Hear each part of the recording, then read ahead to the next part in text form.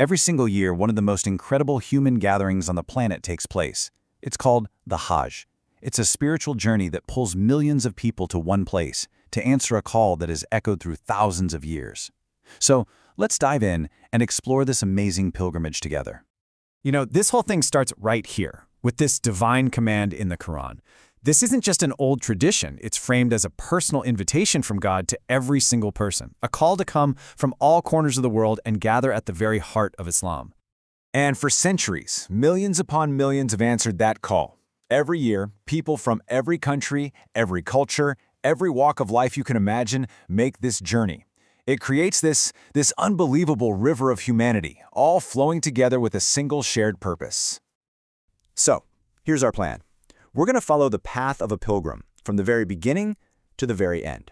We'll look at the sacred places, unpack the ancient rituals, and try to understand the deep, personal transformation that this journey is all about. Okay, first up, what exactly is the Hajj? Well, it's so much more than just a trip.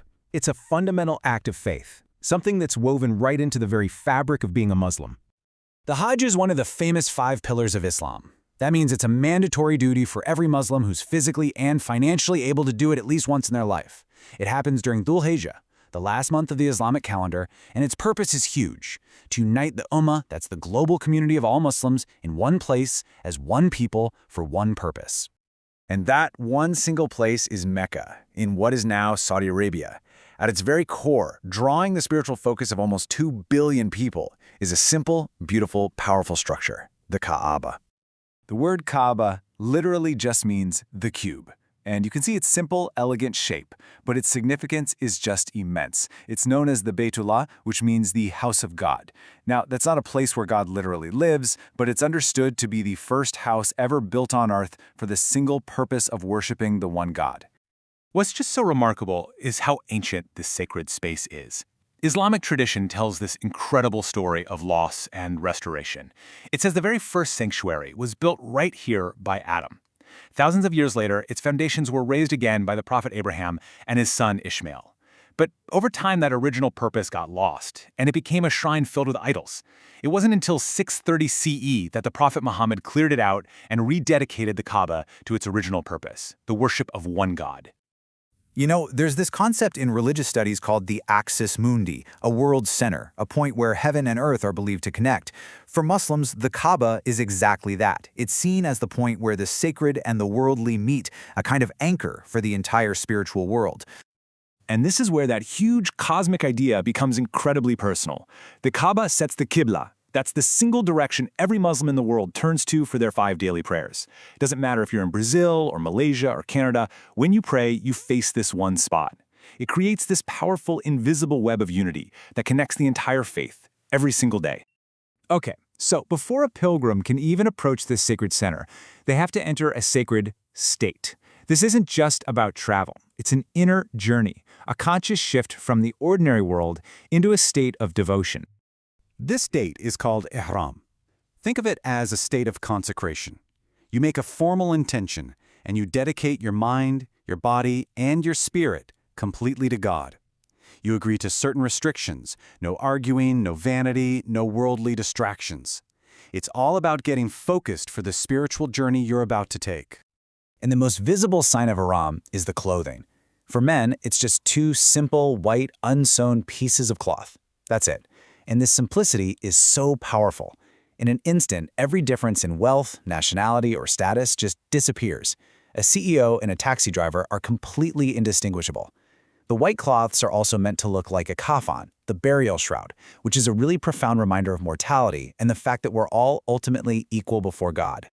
So once a pilgrim is in this state of ihram, they're ready to begin the rituals. And each ritual is a physical act that's just steeped in history. It's like you're literally retracing the footsteps of prophets.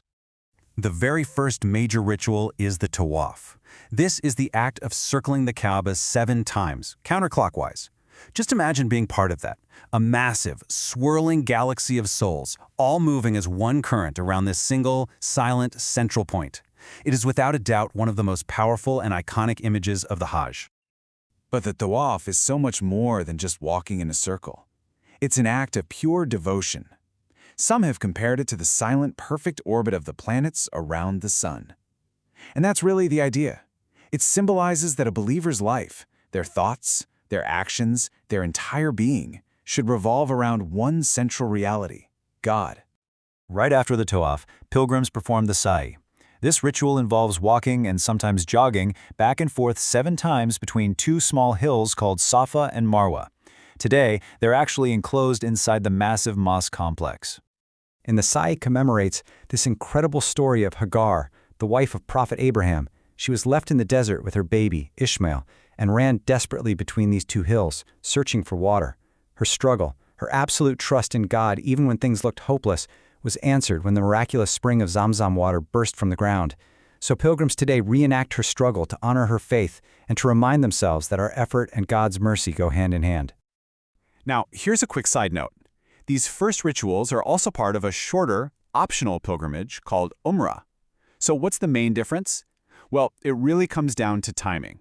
You can perform Umrah any time of the year, but the full Hajj, with all of its other complex rituals, can only be done during these few specific days in the month of Dhul Hijjah. All right, from this point on, the journey starts building to its absolute spiritual and emotional peak. This is the moment that truly defines the entire pilgrimage. It's the central pillar that the whole Hajj rests on. The Prophet Muhammad himself said it perfectly. Hajj is Arafah. That's it. The whole essence, the absolute heart of the pilgrimage, is the time spent on the plain of Arafah. If you miss this day, you've missed the Hajj. It's that important. So on the 9th day of the month, this sea of pilgrims all moves to a vast open plain called Arafat. And here, under the hot sun, they spend the entire afternoon, from noon until sunset, just standing and praying. It's a day of intense, heartfelt prayer, of asking for forgiveness, as millions of voices are raised to God all at once. I mean, can you just imagine that? Millions of people from every background you can think of, stripped of everything that makes them different by those simple white cloths, just standing shoulder to shoulder, all of them equal. It might be the single most powerful demonstration of human equality on the entire planet. This day is often described as a rehearsal for the Day of Judgment, when all of humanity will one day stand before God. But it's also a day of incredible hope and mercy. It's believed that on this day, forgiveness is granted in abundance. This is, without a doubt, the spiritual climax of the Hajj. After the sun sets at Arafat, the pilgrims move on to the next major rituals. This includes a symbolic stoning at a place called Jemarat, where they throw small pebbles at 3 stone pillars. This act remembers Prophet Abraham's rejection of Satan's temptations. And right after that, they perform the sacrifice, or Qurbani. This honors Abraham's ultimate test of faith and also marks the beginning of Eid al-Adha, the festival of sacrifice, which is celebrated by Muslims all over the world. So with those intense core rituals completed, the pilgrimage starts to wind down. The journey moves toward its conclusion, which is all about a profound sense of spiritual renewal for every single person who has completed it.